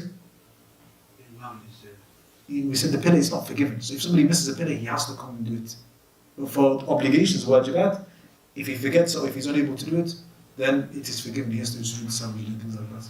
Now, so some of the scholars, they say for them it's an obligation for the imam, but not for the ma'moom, the person that's being led in the salah. Now, وهي Al-Quran. And the Fatiha is considered or is called the Al-Quran, the mother of the Quran. It also has other names. It is also called Ruqya. It is also called Ruqya because there was a tribe, because some of the companions, they came across a people that were living in a particular place, and those people never, wasn't hospitable to them. They were not hospitable to the companions that were traveling. And then I think the leader of the tribe, or the leader of that place, was stung or bitten by an animal that caused him to become very sick. And then the companions of the Allah anhu, they read Surah Al-Fatiha on them as a ruqya. And the Prophet sallallahu alayhi wa sallam, he told the Prophet about this, and he said, وَمَا أَدْرَاكَ أَنَّهَا رُقْيَةٌ. He said to him, what made you know that it was a ruqya? Meaning it's a ruqya. So the author, rahimahullah ta'ala, he says, Bismillah ar-Rahman ar-Rahim. He starts off by saying, Bismillah ar-Rahman ar-Rahim. Barakatan wa isti'an. The reason why Bismillah ar-Rahman ar-Rahim is said, he's saying barakatan, to seek blessings by saying it, and isti'anatan, so that you seek assistance from Allah Jalla wa Ala in what you're about to recite. You'll find that what this actually means by we say isti'ana, we seek assistance with the basmala meaning the Bismillah ar-Rahman ar-Rahim, is that you recite the book of Allah Jalla wa Ala, starting with seeking assistance from Allah Jalla wa Ala, and also seeking blessings from Allah whilst doing so. So when you are reading and you sing Bismillah ar-Rahman ar-Rahim, you are seeking Allah's assistance in what you are about to recite, that Allah aids you and assists you in that. And you also gain the blessings from Allah Jalla wa Ala whilst doing so. The Mu'allif rahimahullah ta'ala, he moves on saying Alhamdulillah, all praise to Allah. Then he says Alhamdu Thana'un. He says it is praise. وَالْأَلِفُ وَاللَّامُ لِاسْتِغْرَاقِ جَمِيعِ الْمَحَامِ. And he said the definite L. So in Arabic language, you have L that come before a number of words. And it's lit tarif, I forgot what the word was in English. So in other words, it makes it definite, that's the word. So for example, we have the word bait, which means any house, right? When we say el-bait, it means the house. It makes it definite. If that's the right word, I'm using the right word. It makes it definite. Over here, he says the L is لِاسْتِغْرَاقِ جَمِيعِ الْمَحَامِدِ. So the L will be L in Arabic language at different times, but we're not going to get to the time. He said this L, it encompasses all the different types of hamd or praises that Allah Jalla wa Ala should be praised for. It encompasses all of them. So when you say Alhamdulillah, you're not just saying you're praising Allah for one thing. You're praising Allah Jalla wa Ala for all the different things that He can be praised for. Because Allah Jalla wa Ala, He's done so many things that He can be praised for. So you're praising Him for all of it. So that's what He means by saying Allah. وَأَمَّا الْجَمِيلُ الَّذِي لَا سُعَ لَهُ فِيهِ. And then He says, as for goodness that a person has no role in doing, مثل الجمال, such as beauty ونحوه, فالثناء به يسمى مدحا. Praising somebody by it isn't called hamd, but it's called madh. So this might be a little bit technical, a little bit confusing for the general people who don't know Arabic language. However, what he's saying over here is differentiating between al-hamd and praise. He's saying your al-hamd is when you're praising somebody for something that he has caused. So for example, if somebody helps you out, you can praise him for that, you can do al-hamd for him for that. That's what he's saying. And he's saying at-thana, on the other hand, which is normal praise, you can do that for a at-thana will encompass a person that you're praising for his beauty, which he has no control or no role in producing, because Allah is the one being beautiful, right?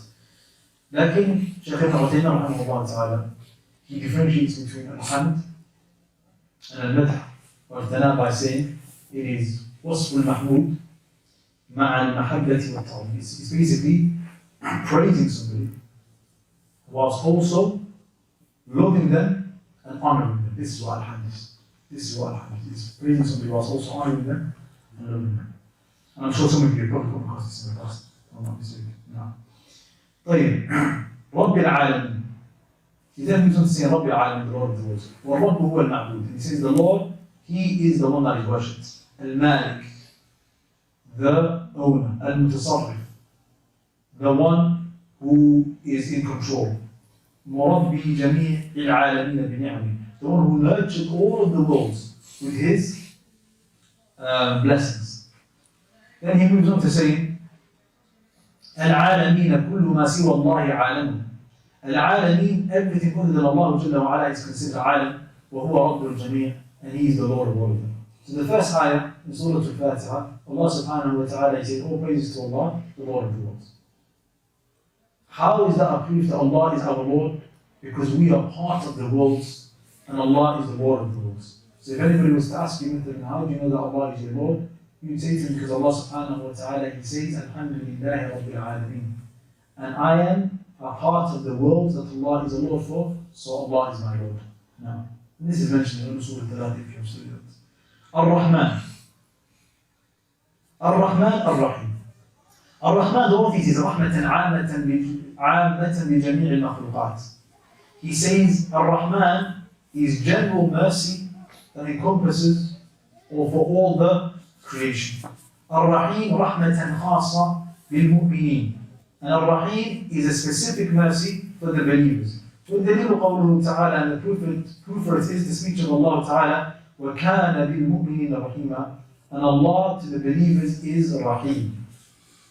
Now, when the scholars of tafsir are differentiating between Ar-Rahman and Ar-Rahim, they say that what can be extracted from Ar-Rahman and Ar-Rahim is the attribute of Ar-Rahman, the attribute of mercy. We can extract that from his names Ar-Rahman and Ar-Rahim. Ar-Rahman, some of the scholars of tafsir, they say it is referring to Rahmatan Aam, the general mercy, which encompasses everything that has been created. Whether it's disbelievers or believers or all of His creation, Allah is merciful to them.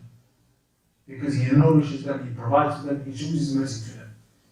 And then Ar-Rahim, some of them, they say this is referring to Rahmatan Khasa. It's referring to the specific mercy which is specific to the believers.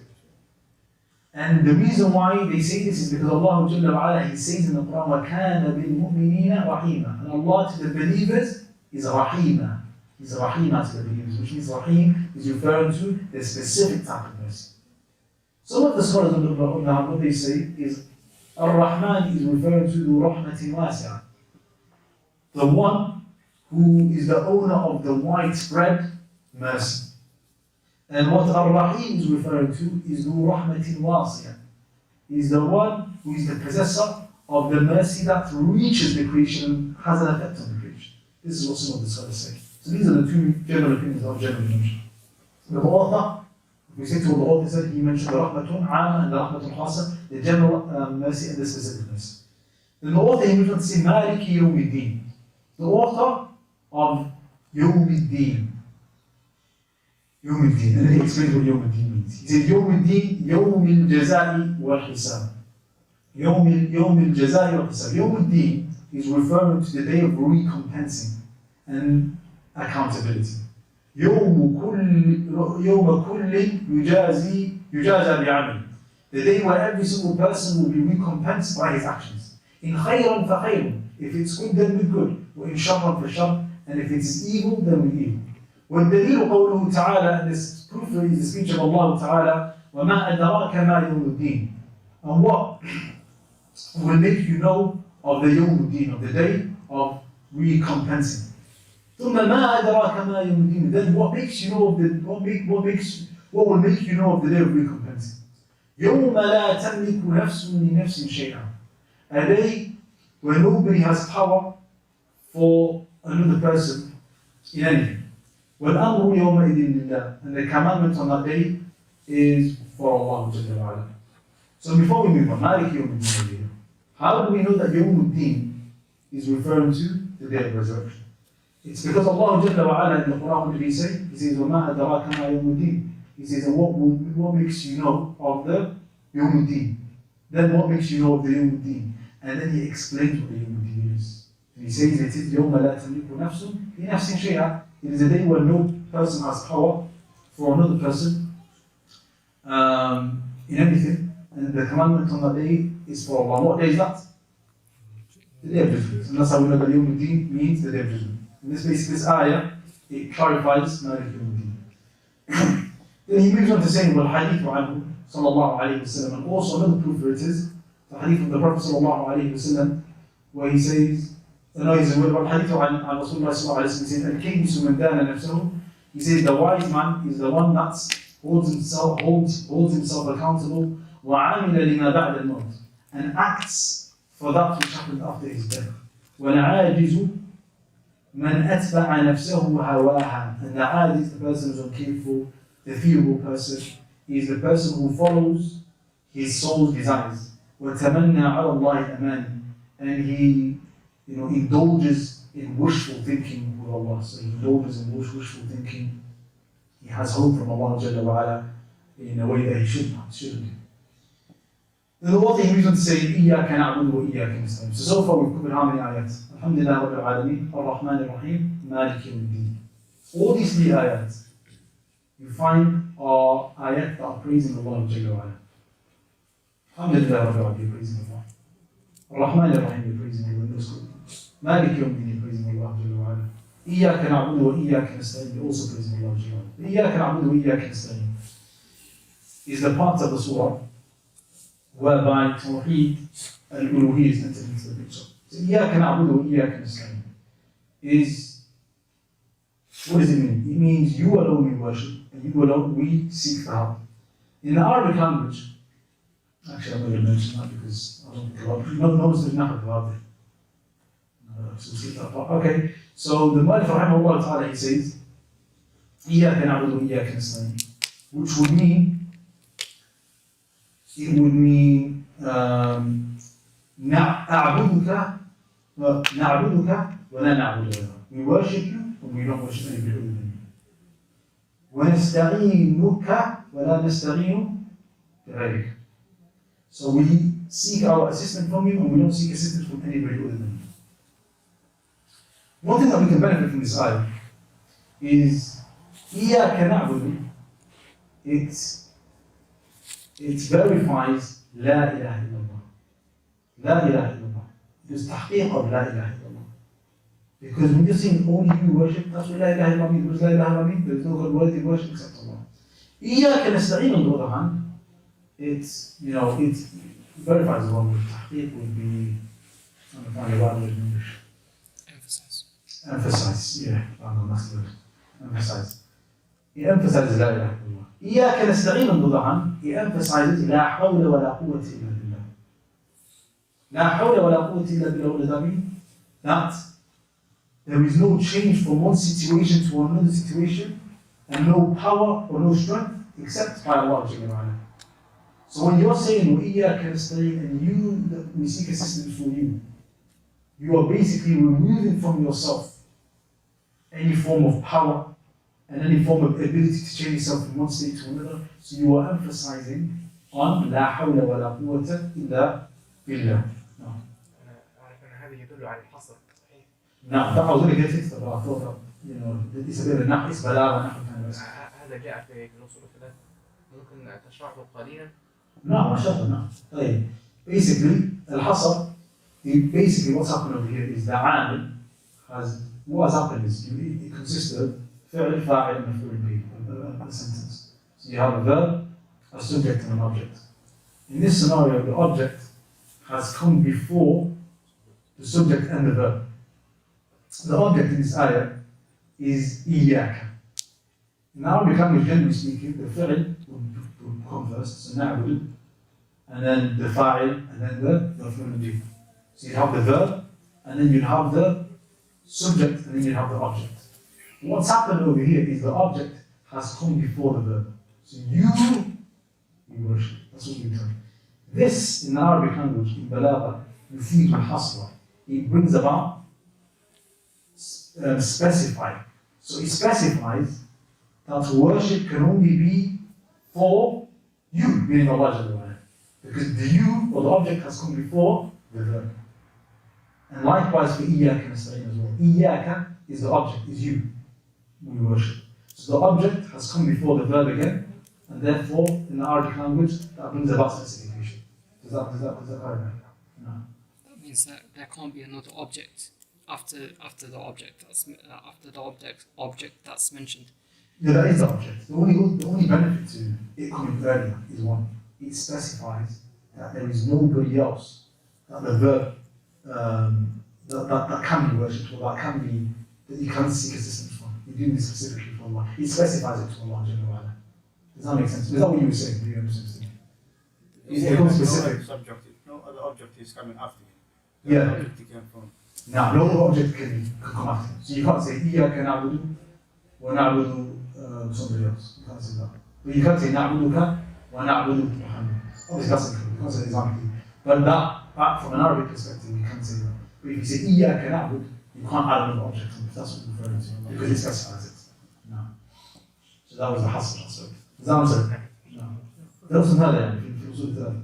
لا تكلمت عن أبو سلمة من أن في الأصول الثلاثة يقول أن إياك نعبد يدل على الألوهية وما فهمت أين وجه الدلالة هنا. إياك نعبد وإياك نستعين يدل على الألوهية. هذا أبو سلمة شرح هذا ولكن كنت أريد. نعم عرفت يعني أنت في كيف الألوهية لكن واضح الإنسان. طيب. No, just the point before that when you was talking about إياك نعبد emphasizes. Did you say ilallah? Or you said إياك نعبد emphasizes لا إله إلا الله. Okay, and then لا حول إياك نستعين emphasizes لا حول ولا قوة إلا بالله. Okay, we've gone over the time, so I'll quickly finish it off inshallah. So وإياك نستعين. So the Mu'allif رحمه الله تعالى says إياك نعبد لا نعبد غيرك, we don't worship other than you. عهد بين العبد وبين ربه. It is a covenant between the servant and between his Lord. ألا يعبد إلا إياه, that he doesn't worship except him. وإياك نستعين عهد بين العبد وبين ربه. It is a covenant between the servant and his Lord. ألا يستعين بأحد سواه, that he doesn't seek assistance in anybody other than Allah جل وعلا. اهدنا الصراط المستقيم. The author رحمه الله من Allah جل وعلا he was saying اهدنا الصراط المستقيم. معنى اهدنا, the meaning of اهدنا is دلنا. دلنا means indicate to us. وارشدنا and guide us. وثبتنا and keep us firm. So اهدنا الصراط المستقيم, it means indicate us to the straight path, guide us to the straight path, keep us firm on the straight path. الصراط, the path, it means, by the Lord says, it means al-Islam, it means the religion. وقيل, and it said that it means the messenger. وقيل, and it said that it means the Quran. وَالْكُلُّ حَقٌ, and all of it is حَقٌ. So even though it's been said to me in Islam, it has been said to me in the messenger, it's been said to me, the Quran, that he's saying it means all of them. It means the whole religion. It encompasses all. It encompasses the messenger, the Quran, and Islam. And the Sunnah. It encompasses all that. These are sometimes what the scholars do when they give them tafsir, is they give you a meaning which is only a part of it. So they give it by example. They give you an example of what it means. It doesn't mean this is the only meaning, no. And then he says, Al-Mustaqim alladhi la iwaja fihi. And al-iwaj is referring to something that is mentioned. So he said, Sirat al-Mustaqim, the straight path. What does the straight path mean? The path that has no bends. It's straight, it's direct. No. Sirat alladhina an'amta alayhim. Sirat alladhina an'amta alayhim. The path of those whom your blessing is upon. Tariq al-mun'ami alayhim. The path of those who have been blessed, or who the blessings upon, the blessings of Allah Jalla wa'ala. والدليل قوله تعالى, and the proof of this is وَمَنْ يُطِعِ اللَّهَ وَالرَّسُولَ فَأُولَٰئِكَ مَعَ الَّذِينَ أَنْعَمَ اللَّهُ عَلَيْهِمْ. Whoever obeys Allah and the Messenger, فَأُولَٰئِكَ مَعَ الَّذِينَ أَنْعَمَ اللَّهُ عَلَيْهِمْ. Those are with those that Allah Jalla wa'ala's blessing is upon, مِنَ النَّبِيِّينَ, from the prophets, وَالصِّدِّيقِينَ, and from the truthful ones, وَالشُّهَدَاء, and from the martyrs, وَالصَّالِحِينَ, and from the righteous people. So this ayah, it explains to us who the people whose Allah's blessing is upon. Who are they? They are from the prophets, the truthful ones, the martyrs, and the righteous people. So it further clarifies who the An'amta alayhim is. غَيْرِ الْمَغْضُوبِ عَلَيْهِمْ. And then he moves on to talking about those who Allah's anger is upon. Not those, so guide us to the path of those who Allah's anger is not upon. غَيْرِ الْمَغْضُوبِ عَلَيْهِمْ. وَهُمُ الْيَهُودِ. And the scholar, and he said they are the Yahud, the Jews. مَعَهُمْ عِلْمٍ. They have knowledge. وَلَمْ يَعْمَلُوا بِهِ. And they did not act upon that knowledge. تسأل الله أن يجنبك طريقهم. You are asking Allah Jalla wa Ala to protect you from the path. وَلَا الضَّالِّينَ وَهُمْ النَّصَارَى. And they are the Christians. يَعْبُدُونَ اللَّهَ عَلَى جَهْلٍ وَضَلَالٍ. And they worship Allah Jalla wa Ala upon ignorance and upon misguidance. تسأل الله أن يجنبك طريقهم. You ask Allah Jalla wa Ala to protect you from the path. وَدَلِيلُ الضَّالِّينَ. Actually, no, I'll explain this part and then we'll stop there. So, this part, he talks about what غَيْرِ الْمَغْضُوبِ عَلَيْهِ means and وَلَا الضَّالِّينَ means. غَيْرِ الْمَغْضُوبِ عَلَيْهِ, it means it's referring to the Jews. Why is it referring to the Jews? مَعَهُمْ, and they have knowledge, like they don't act upon it. And the Salaf, they say, you can add to that those who have knowledge and that do not act upon it from the people of ilm. So you can add to it the ulama that don't act upon their knowledge. So an alim الذي لا يعمل بعلمه, the scholar who doesn't act upon his knowledge, he has a similarity with the Jew in this regard. Because he has that knowledge and he's not acting upon it. The Jews were known to know that this religion was the truth, but they never acted upon it. They didn't accept it. Why? Because they were expecting somebody to be sent from their nation, from Banu Israel. The Dhaleen, on the other hand, they are considered to be the Christians because they worship Allah Jalla wa Ala without knowledge. They worship Allah Jalla wa Ala without knowledge. And the Salaf, they say that the people that could be connected to them because they have a similarity to them are the people of innovation.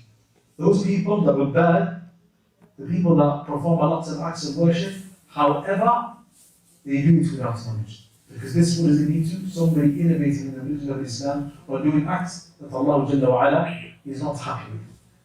Inshallah ta'ala, we'll carry on from where we've left off, and next week, inshallah ta'ala, we're going to be completing the book anyway.